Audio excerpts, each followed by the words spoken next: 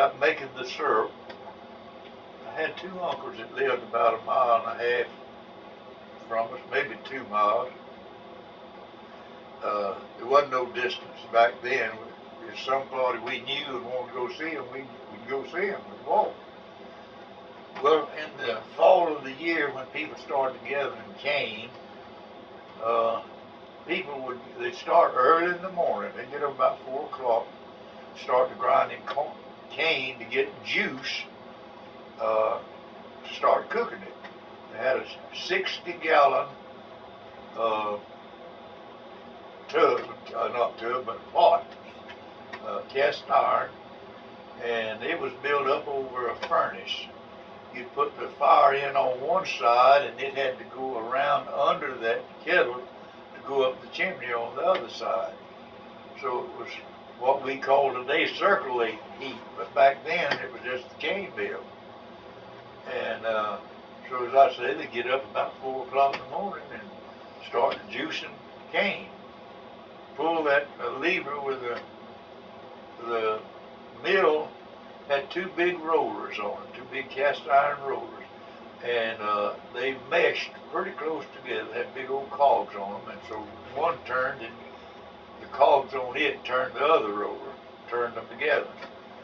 And you just stick a stalk of corn between them rollers and it just pull it right on through and squeeze the juice out. The pumpkin come out on one side, the juice went out on the other. Well, then during the day they cook syrup all day. They never stop grinding. They just keep grinding. And as soon as they cook off a pot of syrup, they put on another kettle. Everybody calls them the syrup kettle. Well, there's a lot of things went on around that cane mill, because at night all the young people in the country, and the old people too, would gather up at that cane mill, because they'd usually make syrup till about 9 or 10 o'clock at night. Well, that was pretty late for country people, you know. Get up and go to work the next morning, plow the mule. But we all enjoyed it. The kids would run and play, and the old folks would sit around and visit. Well, when they got the syrup done, cooked, they had to have a way to take care of it.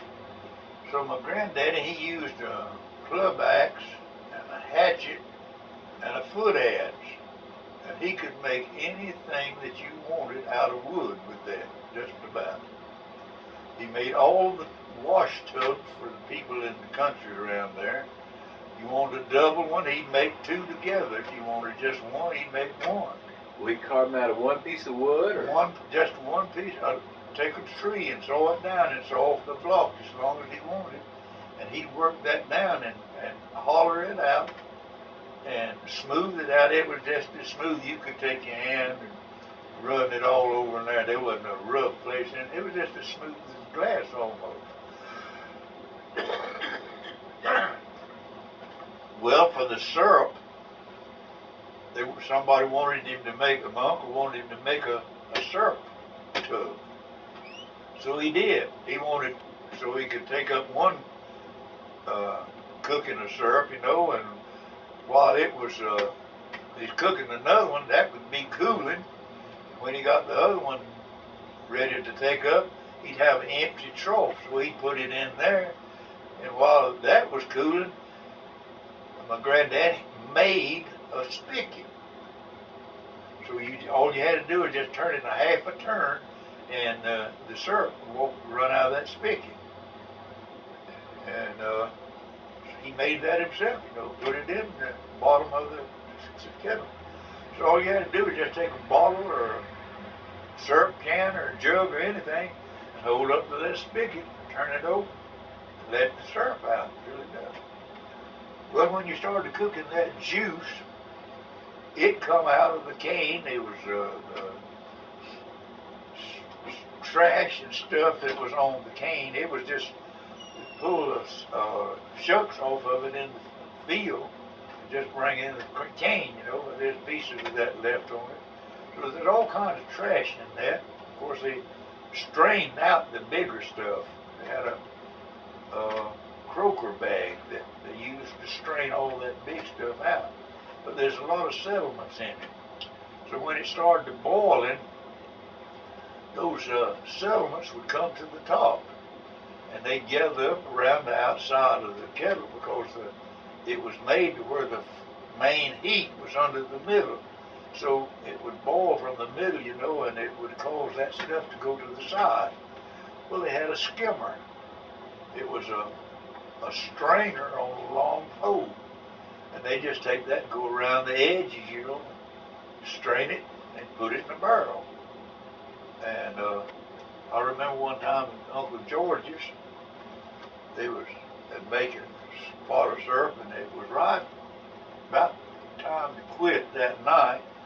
And Uncle George had some goats, and there's an old billy goat coming loping across the yard, and jumped up on one side of that kettle, and then jumped clear across on the other side, right on down through the woods. He never slowed down. Of course, there's a big sigh of relief when he jumped off of the other side, because he'd went in that syrup. They'd have had a barbecue. They'd have had roasted sweet goat, but he jumped on across. Them was the good old days. In the So how did they get the syrup out of the kettle, the 60-gallon kettle? Did they use a big bucket, or? Yeah, they had just like the strainer, except it was a bucket. It was a bucket on a long handle pole, and they just take it and dip it out, put it in tubs, and it was so dangerous in a tub because that stuff was so hot. If you got it on you, you just had a burned place. You couldn't get it off. It would cook you before you could get it off. So they put it in tubs and then pour them in that log place, you know, and that log place, it was always cool. And if a kid run up and touched that, it wouldn't burn him. But that tub, you could put syrup, number 3 tub, 10 tub, you could put syrup in there in the morning, and then dinner time, that tub would cook you. It would still be that hot.